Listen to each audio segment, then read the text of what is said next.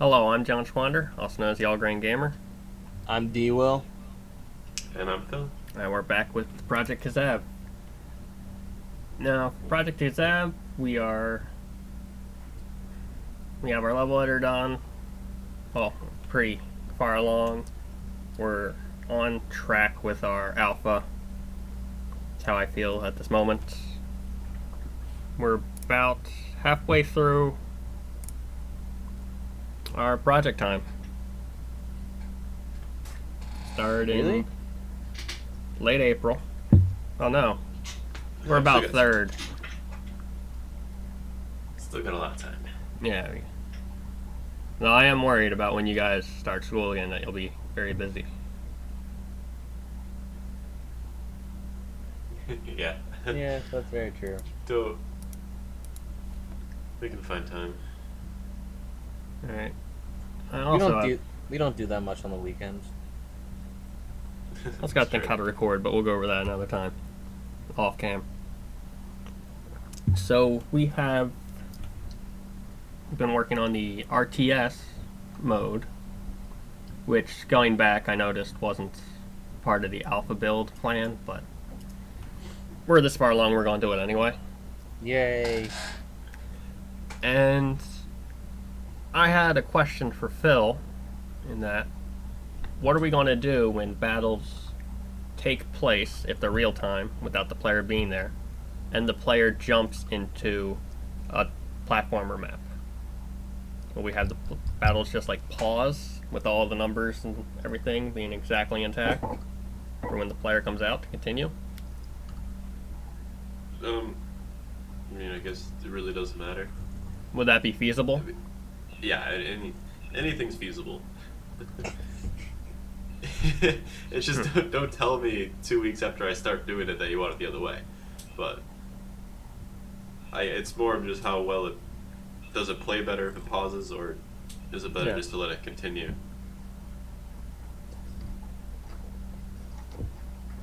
So you could have it continue in the background. Yes, no problem. As long as we don't change it later. Just, yeah. Let's figure that out now. Well, I'm leaning towards it pauses because that way the player has the chance to get to it and it doesn't happen while they're in the temple. What are your guys' opinions on it? I like pausing. Well, pausing works for me then. Alright. Can you think of any reason I mean, a player would prefer it to continue? we Um, could always. Well, I mean, there really isn't any good reason to continue other than realism. Indoor That if you walked into a difficulty. temple in real life, it wouldn't just pause everything outside. Hmm. But Yeah, This isn't a very But we- realistic game. it does not. you can always put some realism in it. But we could just make them not start up while they're in the temple. And so then if one's going on and they choose to go into a temple, then it just finishes on them. So you're But it'll thinking, never just spawn a battle while they're inside the temple. yeah. But you're thinking that, So it wouldn't have to pause, but most players would never come across that situation. You know what I'm saying? yeah. Always got a plan for the edge cases, though. Well, yeah. So you're saying if they enter a temple, the battle will just stop? No, I'm saying that if there's a battle going on and they go into a temple, it continues.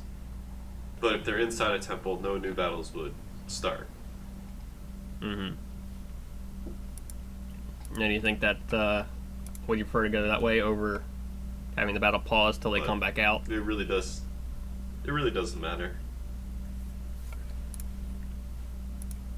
Alright, well, let me break down what I see at this moment. To keep the militia and soldiers to a one unit equivalent, so we don't have to do a bunch of entities. Yes. It's more of like two armies clashing rather than each individual soldier. And it's basically a numbers game, but it will be, you have a limit how many squads you can have. Each squad has X amount of militia for just calculating all that. And you will give them orders, like a set of orders, which will really just be like an AI code list. Like, check if this condition is met. If so, go to the next one. If not, complete the first one. Like, attack nearest enemy. If no enemy, defend. Or capture the high ground. If enemy around, attack the enemy.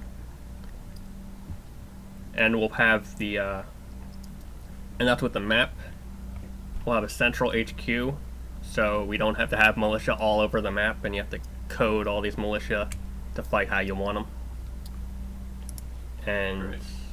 it'd be a kind of central location, so it's more likely the player will go back on their own, because it's not too far away. It's somewhere they'll probably have to pass to get to the next temple. It's a bit more convenient. And there will be just a set distance that the militia can travel. So they won't have attack nearest enemy and they'll run all the way off the map to attack a new spawned enemy. And that was how I'm seeing it at this point. You just see like two armies clash and damage being dealt, but nothing too animated. Maybe some little animations of bullets or explosions. So, more like Revolutionary War style battles, or pre-Revolutionary War style. Two lines shooting at each other. Pretty much, yeah. Napoleonic battles. Or they could just all Well, mash. With that, you can. Because the only reason those battles worked was because the guns were so inaccurate. Mm-hmm. So we kind of have to, I think, have to do the same thing. Otherwise, it is just who has more units wins. Or do something with your soldiers can level up and get better at shooting. The thing to do, what I was planning to have that be is terrain advantages would be the biggest thing. So, like, crossing a river would give a penalty, being on a hill would give a bonus. And I know you don't like to see the map as a grid, but basically think of a grid and then a tile will be marked H for hills, just for the AI, the code purposes, and H will give a bonus, but to the player they'll see an actual map with a hill on it. Mm-hmm. This so sounds like our final project of last year's computer science class. A bit. Yeah. And you love that class, right? Yeah, it's great. The risk. Well, how it's coded right now is I have all that code written. um, Say. That's so weird. it is Uh-huh. convenience. How it's written right now, or how I have it set up, is the reinforcements you get will just come from the HQ every so often, and they go directly to the squad. And the squads have a limit of like 10 militia, and you can only have 3 squads, so you can only have 30. But with new recruit coming in, it just completely scales the battle in the player's favor. So I need think about balancing that. That's kind of not realistic. That the new recruit is like teleported to the weakest or the newest militia. Yep. So we can leave it that way if we'd like, because it gives the player an advantage, and then bigger enemy armies can come and the battles can stay close.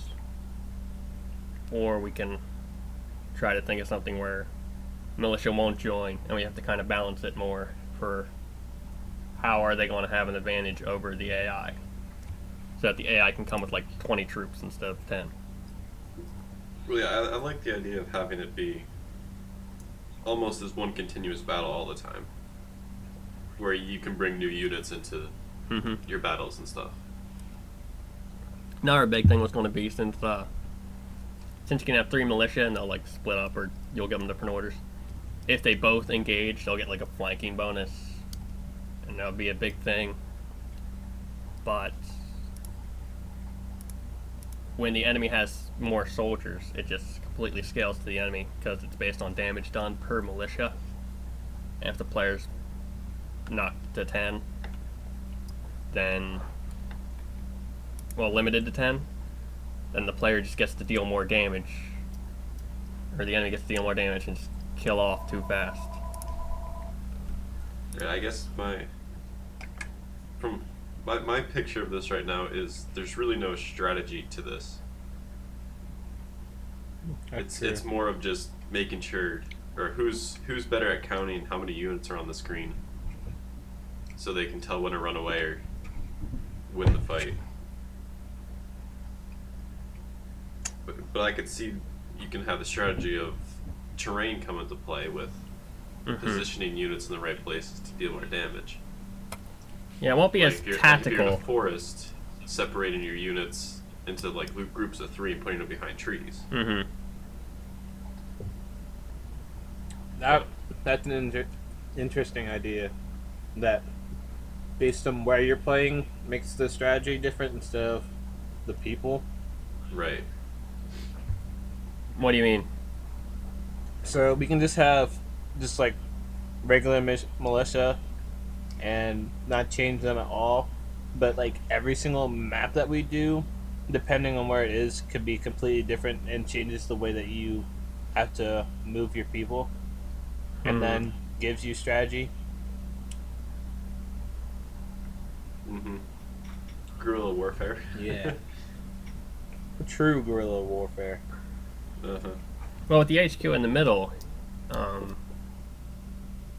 how that would you would have to change the where the militia come from. Originally, I was thinking the militia would just spawn from the enemy HQ, which would be the boss level, and every so often an enemy army will come from there. So we'd have to have the enemy army come from different areas. Well, they could always start there and then move in flanking moves.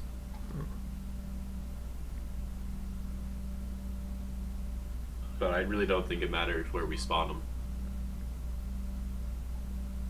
It doesn't for much of the mechanics. Just more the fluff, sort of. Well, we could.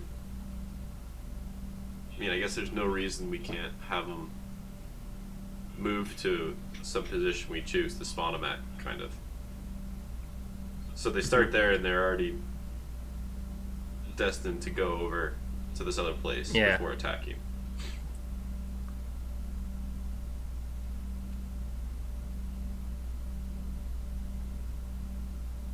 Because I think that would give some strategy aspect to it.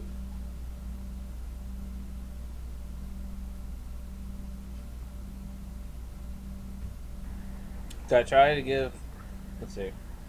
Is it possible so that militia can level up in like a little way? That based on number of kills it gets, it can level. We could do something like that, though we're Right. trying to stay away from the player having to do too much management or be Right, involved. That's a lot of micromanagement. Like Making sure you keep your good units alive. But with how the battle is currently planned and coded, they're not really anything more than an army meeting an army. yeah, I was thinking just like a unit can start off at like level 1, and as it progresses, if it keeps killing stuff and without dying, it gets up to like a max of like level 3 or something. Mm-hmm. Yeah, it does more damage and all that. Yeah. Yeah.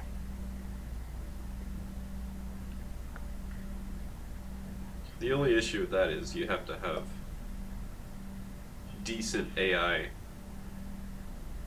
on those good units. Otherwise, your player's going to get really upset if he loses all his good ones because they made a stupid move. That's true. Well, again, they'd only be limited to 3 squads, and the squad could level up, and not just But there's only the individual you can only units. have 30 units Yeah, in the world. but you wouldn't see those. You wouldn't see those units at all. You just see 3 armies. But we have 5 temples. We have 3 temples, 2 side areas at the current stage. So how do you defend all of them? You don't. That's what the purpose of the HQ was, just to... The enemy will target your HQ, and you only have to worry about defending this one central location. Oh, okay. Yeah. We switched that. hmm Got it. That's my concept for the RTS battle right now, to get around that problem.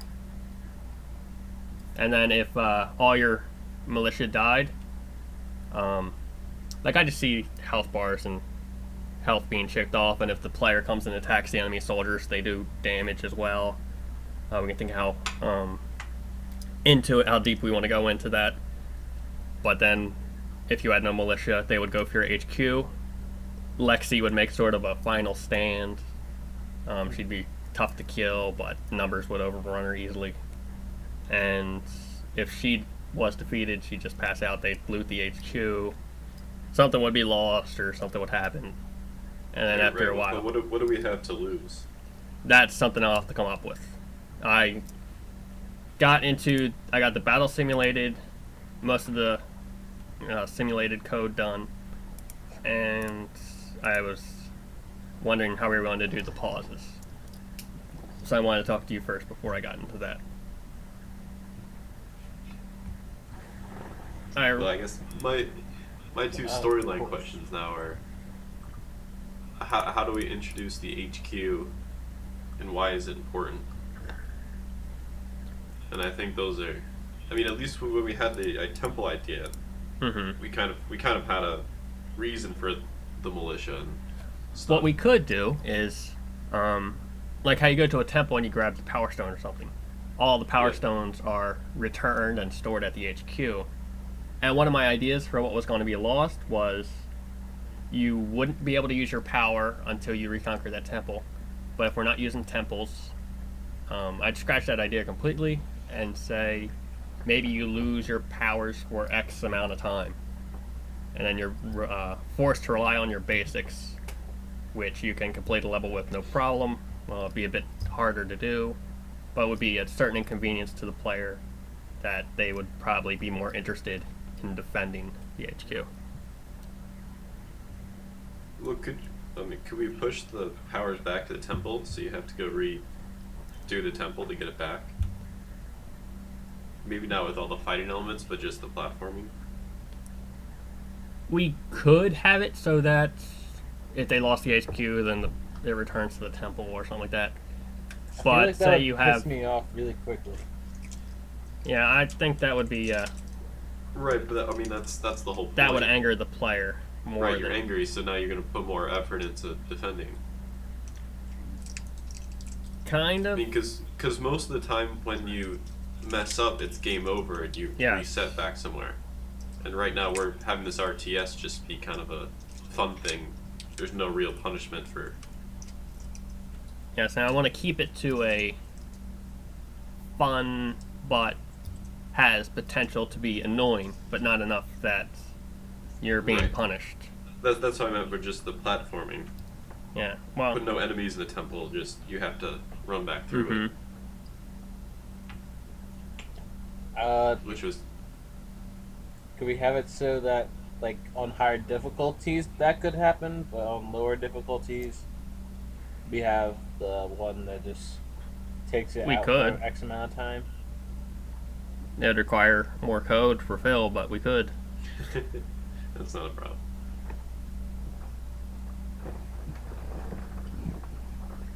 Did your mic change, Dex? I think my internet's just being dumb. I have no clue what's going on.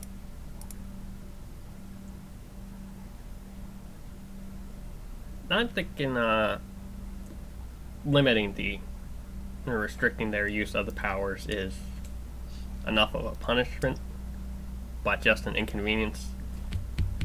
But To me, I see that as you're stuck out of the game for the X amount of time. well, you'd still be able to complete the game easily. Well, not easily, but it'd be harder. But you lose a certain aspect, and it would only be like one at a time or something. It might not be them all at once. Right, but you can't do the next temple now until you get it back. You could, unless we implement something like your power is to double jump, and you have to double jump.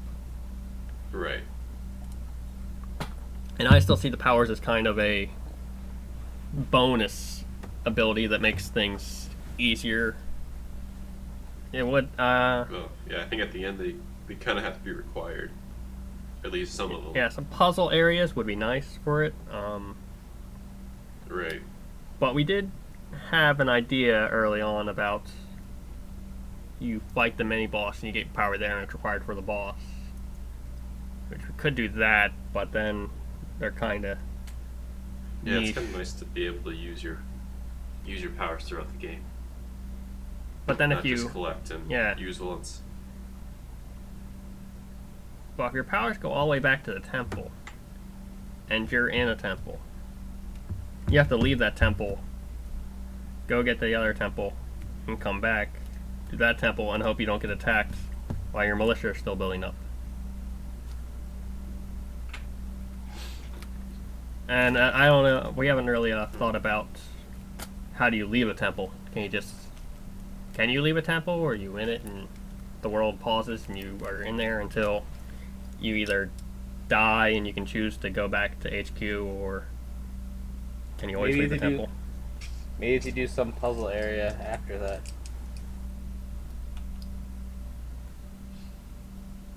Just to get out.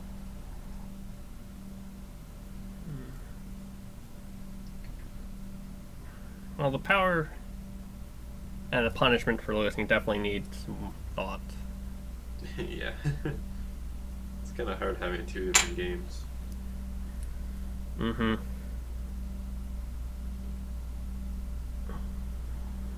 I think we're on track with the platformer.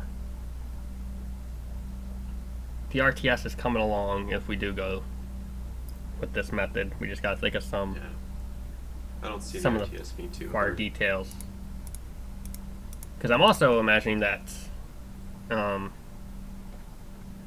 when you play as Lexi or Rose in the side missions, it's mostly just basic platforming and you don't need to use your powers. But that was more of a throwback to what it was in level 1 and keep your skills kind of sharp versus you lost all your powers and now you're forced to do it. Yeah. I thought where like Lexi and Rose, they only had like they had their own skills, but those are the only ones they're ever going to use. Yeah, I'm not really giving them skills in the current plan because that's Kevin's thing and Kevin's power, and that's what makes him special. No, I meant like not like a lot of skills. Like maybe But, like- Rose gets like a gun or something, and that's it. Yeah, that would be her skill. Attributes. She gets it gun. And Lexi has a lot of health. Yeah.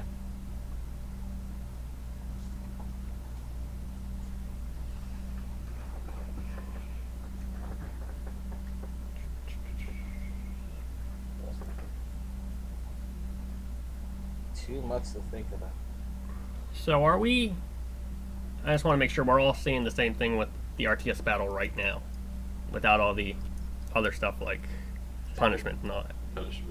Like the 3 squads, the squads have 10 militia per squad, but you never see those 10 militia. They never are on the map. You just see an army.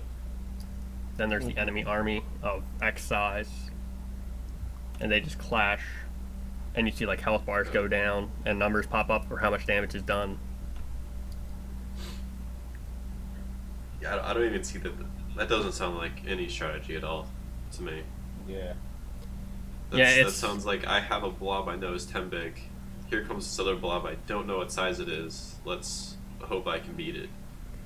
Well, we definitely have to show the numbers of the enemy army, but all the strategy would be tied into the commands, and we have to make the commands diverse enough that they be interesting, but not so diverse that it takes an Excel spreadsheet to figure out what's best.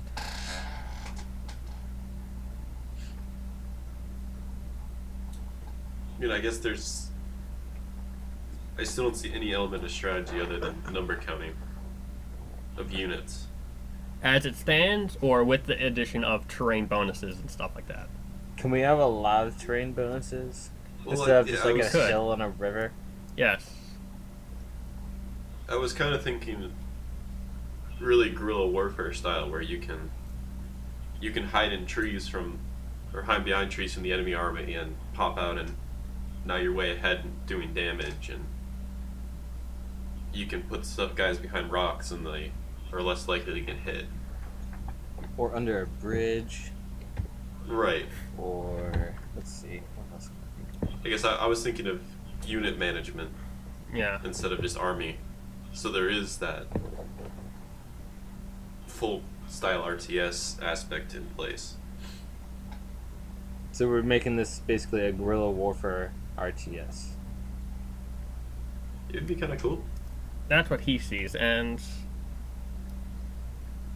I did see things like that at first, but then going into it, trying to design it, we have a lot of issues with if we keep the units the same. We have that single model. Yeah. For the militia and soldiers, they have the same unit, and it comes down to just Yeah. positioning. Position and numbers, yeah. Well, bit numbers, yes. It's kind of hard for the player to do anything because the enemy is relentless. They keep coming, and if they are ever outnumbered just on the screen, then they lose. No, it's kind of the same right now with if they're outnumbered, they lose, but it has a bit more leeway because of the reinforcements, how they come in. And if we have reinforcements on the guerrilla warfare style, then you have to find a way that the player can place that unit. And battles should go about 30 seconds long, what I'm thinking, until their completion. And that's That's the worst of guerrilla. it does, except then you realize you're having to replace a soldier 10 times every X seconds, and that's just too much too quickly. Well, you don't have to move them during the battle.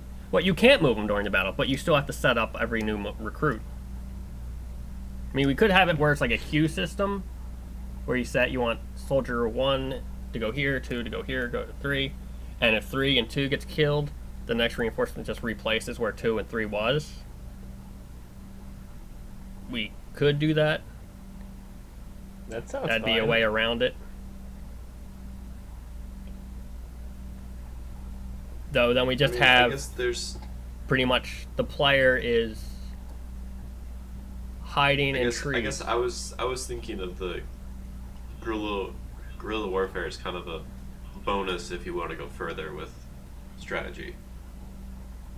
It's not necessary for you to win. Well, how would it So you play could out then if you don't You could do still it? have, like you were saying before, just 2 army clumps Mm-hmm. going at each other. But if you want to go put guys behind trees, you can. Now, how would you do that with everything being on the overworld? Because we could do that and it like separates into a new map. But if everything's on the overworld, That would still work on the overworld. but you have to move that one army, you have to code that one army, and then you have to code each single unit as the player. That the army moves to here, and if it's here, it puts its militia here, here, here, here, and then they fight with the enemy army, who is doing the same.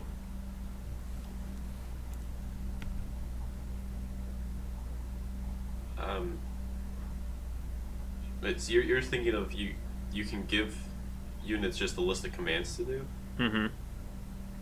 because that's not RTS. It's RTS is offhand given- RTS. Is you give it one command, and then you have to be ready to give it the next command.